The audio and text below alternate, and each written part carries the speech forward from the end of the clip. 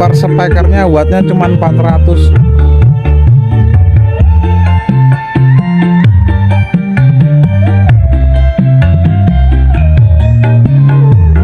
Pak jelek duk-duk, duk-duk.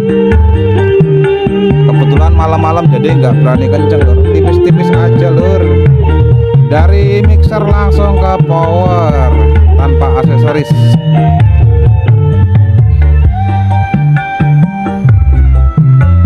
Menggunakan power asli G2000 tentunya.